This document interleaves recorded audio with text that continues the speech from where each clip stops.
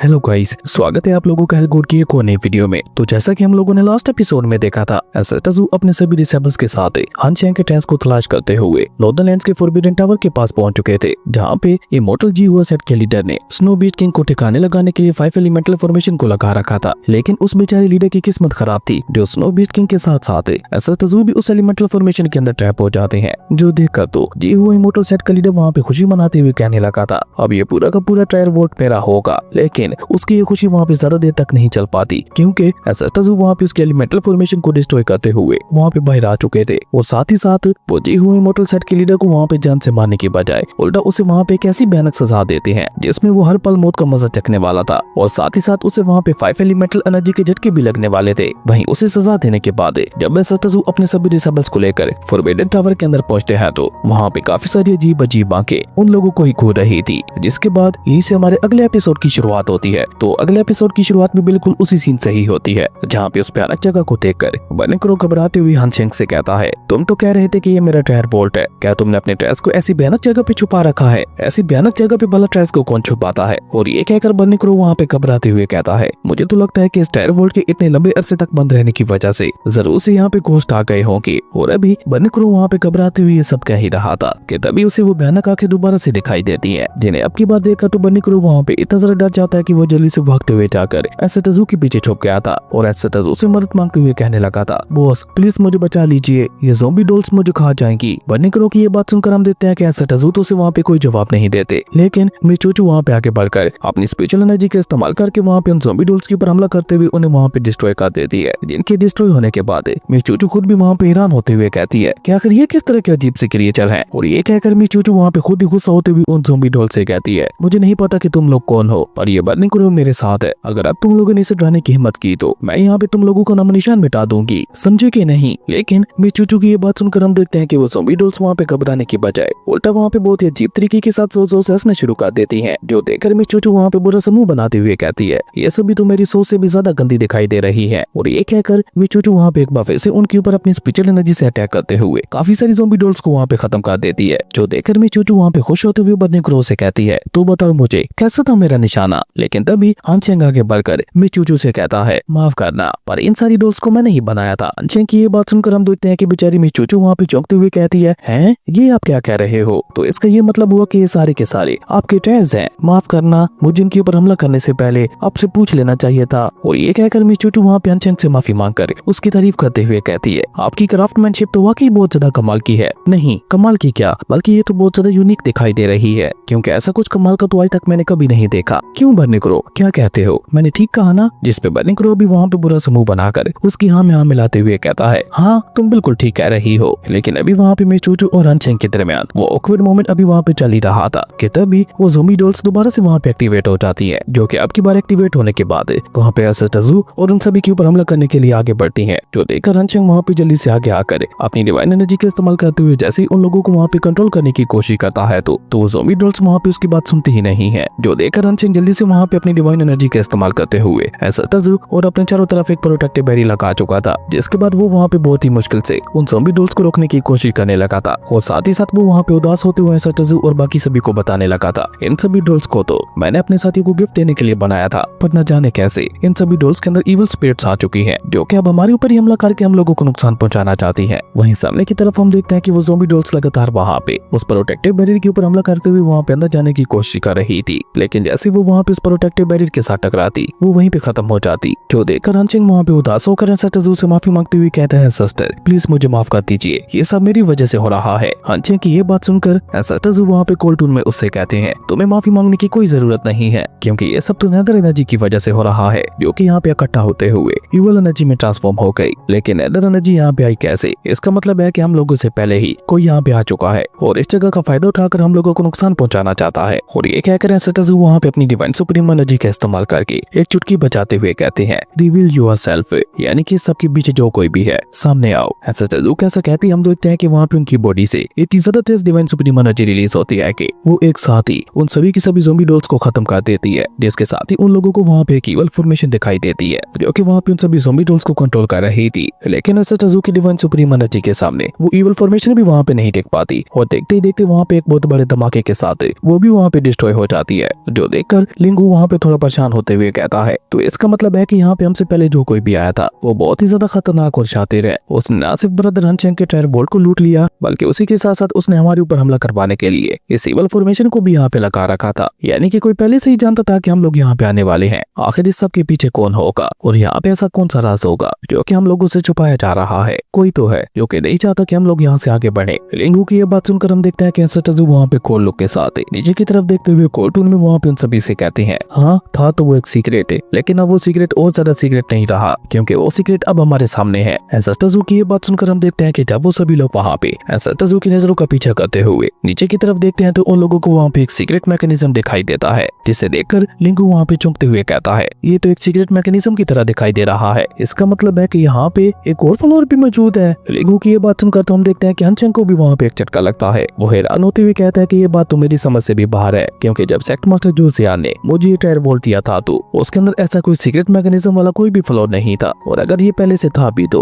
उन्होंने मुझे इसके बारे में कुछ भी नहीं बताया था। लेकिन वो भला ऐसा क्यों करेंगे? अगर उन्होंने ये बनाया होता तो वो मुझे जरूर से इसके बारे में बताते। हनचेंग की ये बात सुनकर हम देखते हैं कि एसेटाजू वहाँ पे कोल्टून में उससे कहते हैं, इसे मास्टर जूसियान ने नहीं बनाया। एसेटाजू की ये बात सुनकर हम देखते हैं कि मिचोचो वहाँ पे अपना दिमाग लगाते हुए कहती है, ट्रायर वोल्ट के अंदर एक और ट्रायर वोल्ट बनाना, ये पर्सन जो कोई भी है मुझे बहुत ज्यादा शातिर लग रहा है, और जहाँ तक मुझे लगता है उसने इस नीचे वाले फ्लोर में काफी सारे खास ट्रायर्स को छुपा रखा होगा, क्योंकि हम लोगों के लिए भी सीक्रेट मैकेनिज्म को ढूंढ पाना बहुत ज्यादा हार्ड होता। ये तो हमारे साथ एसेटाजू थे, इसलिए हमें इस ट्रायर वोल्ट के बारे में इतना जल्दी पता चल गया। मिचोचो की ये बात सुनकर हम देखते हैं कि लिंगू भी वहाँ पे अपना दिमाग चलाते हुए कहता है, तुम बिल्कुल ठीक कह रही हो, और ये भी हो सकता है कि हम लोगों को यहाँ पे जूनियर ब्रदर हनचेंग की रेमिनेंट सोल का कोई टुकड़ा भी मिल जाए। लेकिन ये कहकर जैसे लिंगू की नजर वहाँ पे हनचेंग के ऊपर पड़ती है तो उसकी सोल वहाँ पे एक बार फिर से खत्म होने शुरू हो गई थी, पर हनचेंग को वहाँ पे उसका गम नहीं था। वो तो उदास था अपनी डॉल्स को लेकर, जिन्हें उसने वहाँ पे अपने साथियों के लिए इतनी ज्यादा मेहनत के बाद बनाया था। अपनी डॉल्स के टुकड़ों को देखकर हनचेंग की आंखों में आंसू आ चुके थे, जो देखकर मिस निंगयू आगे बढ़कर उसे वहाँ पे तसल्ली देते हुए कहती है कि तुम चिंता मत करो, जब हम लोग तुम्हारी सोल को पूरी तरह से रिकवर कर लेंगे उसके बाद हम सभी लोग नई टैलेंट सेट में जाएंगे और वहाँ पे आपके सारे नए दोस्त मिलकर उन डॉल्स को दोबारा से बनाने में आपकी मदद करेंगे। मिस निंगयू की ये बात सुनकर हनचेंग वहाँ पे थोड़ा खुश हो जाता है, जो देखकर बनने को वहाँ पे चिल्लाते हुए हनचेंग से कहता है, लेकिन याद रखना तुम्हें सबसे पहला मेरा माइनक्राफ्ट बनाना होगा और उसे थोड़ा हैंडसम और डैशिंग बनाना, ताकि लड़कियां उसे देखते ही मेरे ऊपर लट्टू हो जाए। बने करो की ये बात सुनकर हम देखते हैं कि मिस चूचू वहाँ पे उसकी टांग खींचते हुए कहती है, ये तुम क्या बकवास कर रहे हो, तुम और हैंडसम अपना मुंह देखा है क्या? और वैसे भी पहले अगर वो किसी का क्राफ्ट बनाएगा तो वो किसी सीनियर डिसेबल का बनाएगा। मिस चूचू की ये बात सुनकर बने करो उसे वहाँ पे कुछ भी कह पाता, उससे पहले मिस चूचू वहाँ पे जल्दी से आगे बढ़कर हनचेंग के कान में कहती है, मेरे से तुम कुछ गोल्ड कॉइंस ज्यादा ले लेना, पर मेरे क्राफ्ट को बहुत ज्यादा क्यूट और खूबसूरत बनाना, और वो भी इस बने करो से पहले। मिस चूचू की ये बात सुनकर हम देखते हैं कि हनचेंग के फेस के ऊपर स्माइल आ जाती है और वो वहाँ पे मुस्कुराते हुए एसेटाजू की तरफ देखने लगा था,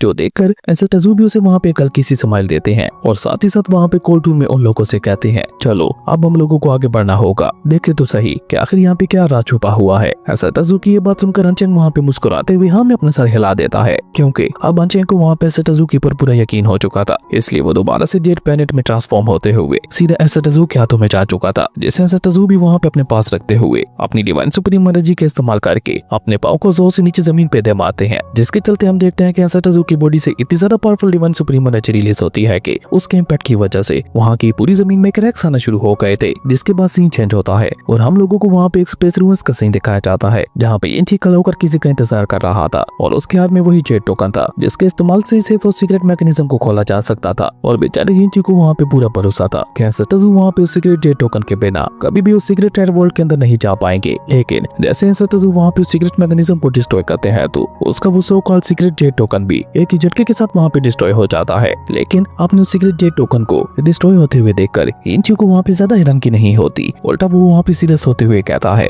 ज़ुयांग जितना ज्यादा मैंने सोचा था तुम तो उससे भी कहीं गुना ज्यादा तेजी से आगे बढ़ रहे हो। लेकिन अभी यूनिटी वहाँ पे ये सब कह ही रहा था कि तभी वहाँ पे उस स्पेस रूम्स के अंदर एक कल्टीवेटर की एंट्री होती है, जो कि आते साथ यूनिटी के सामने झुकते हुए उससे कहता है, मास्टर हम लोगों को अभी पता चला है कि ज़ुयांग फॉरबिडन टावर के अंदर इंटर कर चुका है, अब आगे हमारे लिए क्या आदेश है, क्या हम लोग जाकर उसे रोकें? आपने उस डिसेबल की ये बात सुनकर हम देखते हैं कि यूनिटी वहाँ पे मुस्कुराते हुए उससे कहता है, क्यों तुम्हें क्या मरने की ज्यादा जल्दी है? यूनिटी की ये बात सुनकर हम देखते हैं कि वो डिसेबल वहाँ पे यूनिटी से कहता है, पर मास्टर वहाँ पे हमारे ग्रैंड मास्टर के काफी सारे कलेक्शंस रखे हुए हैं और साथ में आपके भी तो काफी सारे ट्रेस वहाँ पे मौजूद है, तो क्या हम लोग वो सारे ट्रेस ऐसे ज़ुयांग को लेने देंगे? आपने उस डिसेबल की ये बात सुनकर हम देखते हैं कि अब की बार यूनिटी वहाँ पे थोड़ा गुस्सा होते हुए कहता है, मेरे ट्रेस को हासिल करना उस ज़ुयांग के लिए इतना ज्यादा भी आसान नहीं होने वाला, जब जबकि वहीं दूसरी तरफ हम देखते हैं कि सटाजू तो वहाँ पे अपने सभी डिसेबल्स के साथ यूची वाले सीक्रेट एयरवॉल के अंदर इंटर कर चुके थे और मिस चूचू को वहाँ पे यूची के जैसा एक फेस मास्क भी दिखाई देता है, जिसे वो वहाँ पे दूसरी तरफ फेंकते हुए कहती है ये क्या बकवास चीज है। वहीं स्पेस रिवर्स के अंदर मौजूद यूची वहाँ पे एक नया प्लान बनाते हुए अपने उस डिसेबल से कहता है मैंने सुना है कि टियालियन इमोर्टल सेट के अंदर भी एक ट्रायल वोल्ट मौजूद है जहाँ पे तरह तरह की ट्रायल्स मौजूद है। और ये कहते कहते यूची के फेस के ऊपर एक इवल स्माइल आ चुकी थी, जिसे देखकर वो डिसेबल भी वहाँ पे अपनी जगह पे खड़ा होकर मुस्कुराते हुए अपने मास्टर यूची से कहता है मास्टर मैं समझ गया आप क्या कहना चाहते हो। लेकिन ये कहकर जैसे वो डिसेबल वहाँ से जाने के लिए वापस पलटता है तो यूची उसे वहाँ पे रोकते हुए कहता है अपने साथ 2 और डिसेबल्स को ले जाना और उन दोनों को वहाँ पे ज़ुयांग के पास टियालियन सेट का डिसेबल बना के भेजना, ताकि वो दोनों ज़ुयांग के पास जाकर उसे ये न्यूज दे सके कि कोई उसके टियालियन सेट वाले ट्रायल वोल्ट को लूट रहा है। अपने मास्टर की यह बात सुनकर तो उस डिसेबल को वहाँ पे एक झटका लगता है और वो अपने मास्टर यूची की तारीफ करते हुए कहता है मास्टर आपका ये आइडिया वाकई बहुत ज्यादा कमाल का है। और जैसे वहाँ पे ज़ुयांग को पता चलेगा कि कोई उसके टियालियन सेट वाले ट्रायल वोल्ट को लूट रहा है तो वो बिना कुछ सोचे समझे भागता हुआ अपने टियालियन सेट की तरफ निकल जाएगा। और इस मौके का फायदा उठाकर हम लोग जल्दी से फॉरबिडन टावर के अंदर जाते हुए वहाँ पे मौजूद अपने सारे ट्रायल्स को ले लेंगे, यानी कि हमारे एक ही तीर से 2 शिकार हो जाएंगे। और ये कहकर वो वहाँ पे एक बार फिर से अपने मास्टर की चापलूसी करते हुए कहता है मास्टर जैसा कि मैंने पहले भी कहा है कोई भी आपकी बराबरी नहीं कर सकता। आपने उस डिसेबल की ये बात सुनकर हम देखते हैं कि यूची उसे वहाँ पे सुधार करते हुए कहता है कोई बेवकूफी मत करना, सब कुछ ऐसे करना कि वाकई में ही लगे कि सब कुछ हकीकत में हो रहा है, क्योंकि अगर ज़ुयांग को जरा सा भी शक हुआ तो फिर तुम लोगों का मरना तय है। अब निकलो जल्दी से। अपने मास्टर की ये बात सुनकर वो डिसेबल वहाँ पे एक बार फिर से अपने मास्टर के सामने सर झुकाता हुआ अपने मिशन को सर अंजाम देने के लिए वहाँ से गायब हो चुका था, बिना ये सोचे समझे कि ये मिशन उसकी लाइफ का आखिरी मिशन होने वाला है। जिसके जाते यूची वहाँ पे एक डेविल स्माइल करते हुए कहता है ज़ुयांग अब भाई का असली मजा। खैर उसके बाद सीन चेंज होकर हम लोगों को वहाँ पे एक बार फिर से फॉरबिडन टावर के अंदर का सीन दिखाया जाता है, जहाँ पे सटाजू अपने सभी डिसेबल्स के साथ उस ट्रायल रूम के 2nd फ्लोर पे पहुंच चुके थे। लेकिन तभी यूची के प्लान के अकॉर्डिंग वहाँ पे 2 डिसेबल्स की एंट्री होती है, जो कि दोनों काफी हड़बड़ाते हुए वहाँ पे पहुंचते हैं। और वहाँ पे पहुंचते साथ ही वो वहाँ पे घबराते हुए जल्दी से सटाजू से कहते हैं सिस्टर हमारे टियालियन सेट का ट्रायल वोल्ट कोई उसे लूट रहा है। लेकिन हम देखते हैं कि वहाँ पे कोई भी उन दोनों की बातों के ऊपर ज्यादा ध्यान नहीं देता। उल्टा मिस चूचू तो वहाँ पे कुछ ट्रायल्स को नीचे फेंककर उन्हें अपने पैरों के नीचे कुचलते हुए कहती है ये सब के सब तो बेकार हैं। कौन कह रहा था कि ये सारे ट्रायल्स हैंडमेड हैं? ऐसे बेकार ट्रायल्स को तो कोई मुफ्त में भी ना ले। चलो अब बारी है इन सारे ट्रायल्स को एक साथ इकट्ठा करने की। और ये कहकर वो वहाँ पे अपने पिगी वाले स्टोरी बैग को बाहर निकाल लेती है, जिसे वो वहाँ पे एक्टिवेट करके सोल सकिंग पिग प्रिजन टेक्निक का इस्तेमाल करते हुए उन सभी ट्रायल्स को वहाँ पे उसके अंदर भरना शुरू कर देती है। और ऊपर से मिस चूचू वहाँ पे उसके अंदर अपनी स्पिरिचुअल एनर्जी डालते हुए उसकी पावर को वहाँ पे मैक्सिमम लेवल तक बढ़ा चुकी थी। जिसके बाद वो पिगी वहाँ पे बहुत ही तेजी के साथ किसी वैक्यूम क्लीनर की तरह सारे के सारे ट्रायल्स को अपने अंदर भरते जा रहा था। इसी बीच लिंगू की नजर वहाँ पे उन दोनों बहरूपिया डिसेबल्स के ऊपर पड़ती है, जिन्हें देखकर लिंगू वहाँ पे उन दोनों के पास जाते हुए कहता है क्या कह रहे थे तुम लोग? हमारे टियालियन सेट के ट्रायल वोल्ट के साथ क्या हो रहा है? जिस पे डिसेबल जल्दी से लिंगू को जवाब देते हुए बताता है हमारे टियालियन सेट के ट्रायल वोल्ट को कोई चुरा रहा है। हमें नहीं पता ये कब क्यों और किसने किया, पर ये मैटर हमारे टियालियन सेट के लिए बहुत ज्यादा जरूरी है। आप ऐसा समझ सकते हो कि ये एक इमरजेंसी है, इसलिए हम सटाजू से रिक्वेस्ट करते हैं कि प्लीज वो जितना जल्दी हो सके वापस टियालियन सेट में लौटे। और ये कहकर वो दोनों ही वहाँ पे सटाजू से रिक्वेस्ट करते हुए उनके सामने अपना सर झुका लेते हैं, जो देखकर सटाजू तो उन्हें वहाँ पे कोई जवाब नहीं देते। लेकिन मिस लिंगजू उन दोनों को देखते हुए कहती है पर तुम दोनों हो कौन?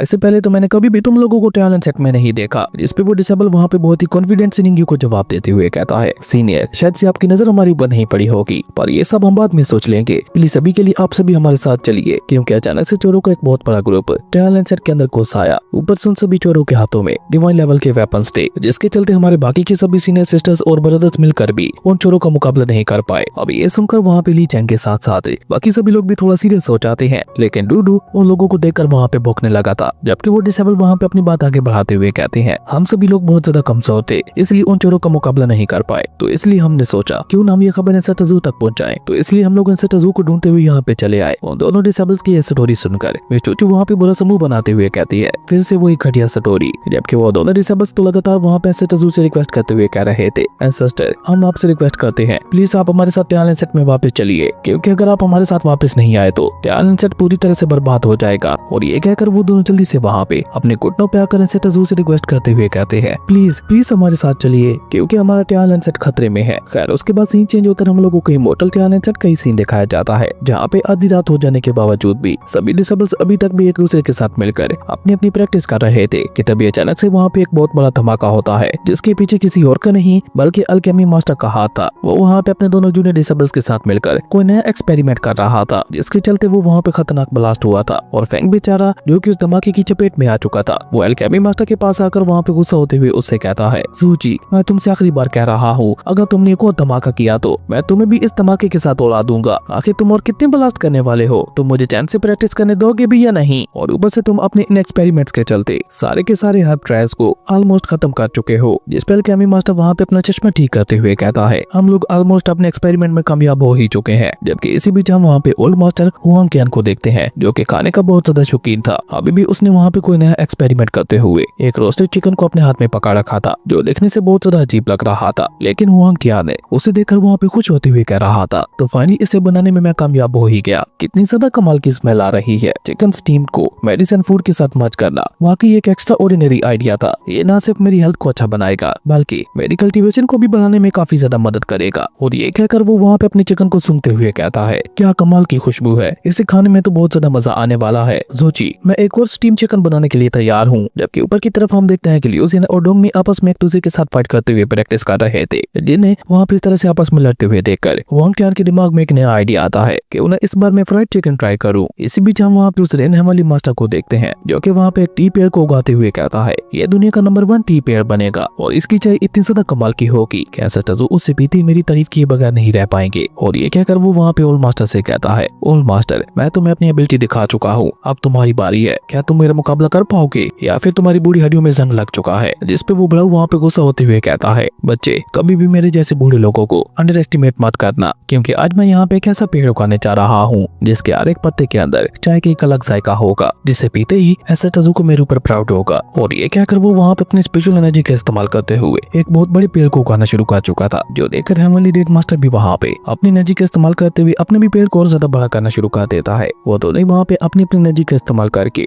अपने पेड़ को ज्यादा बड़ा करने का मुकाबला कर रहे थे कि किसका पेड़ सबसे ज्यादा बड़ा होता है। जो देखकर हुआंग टियान वहाँ पे अपना दिमाग लगाते हुए कहता है, अगर मैं इन पेड़ों के साथ अपने चिकन को मर्ज कर दूं तो मेरे चिकन से चाय का भी जायका आएगा, जो कि हो सकता है एसेटजू को चाय से भी ज्यादा पसंद आए। और ये कहकर हुआंग टियान अपने एक्सपेरिमेंट करने के लिए निकल चुका था, जो देखकर किंग शुई भी वहाँ पर उसकी हाँ में हाँ मिलाती हुए कहती है, तुम्हारा ये आइडिया तो वाकई बहुत ज्यादा कमाल का है, इसलिए इसे मैं भी अपनी कुकिंग में ट्राई करूंगी। और ये कहकर वो भी वहाँ पे हुआंग टियान के पीछे निकल जाती है, जो देखकर तो बेचारा फेंग वहाँ पे अपना सर पकड़ते हुए कहता है, सीनियर किंग शुई भी, अरे नहीं वो भला इतनी बचकानी हरकत कैसे कर सकती है? मास्टर प्लीज जल्दी से वापस आ जाइए, वरना न जाने हमारे टैलेंट सेट का क्या होगा, क्योंकि अगर यहाँ पे ये सब ऐसा ही चलता रहा तो हमारे टैलेंट सेट का ट्रायल बोर्ड तो बहुत जल्द खाली हो जाएगा। और ये कहकर फेंग अभी वहाँ पे परेशान हो ही रहा था कि तभी वहाँ पे फिशमैन की एंट्री होती है, जो कि आते साथ ही फेंग को वहाँ पे काफी सारे ट्रायल्स देते हुए कहता है, अरे ब्रदर फेंग आप परेशान क्यों हो रहे हो? मैं हूँ ना, अगर ट्रायल्स खत्म हुए तो मैं और ज्यादा रोना शुरू कर दूंगा, और आपको तो पता ही है मैं जितना ज्यादा रहूंगा हमें उतने ज्यादा ट्रायल्स मिलेंगे। इसी बीच हम लोग वहाँ पे यूटी के उस डिसेबल को देखते हैं, जो कि अपने कुछ साथियों के साथ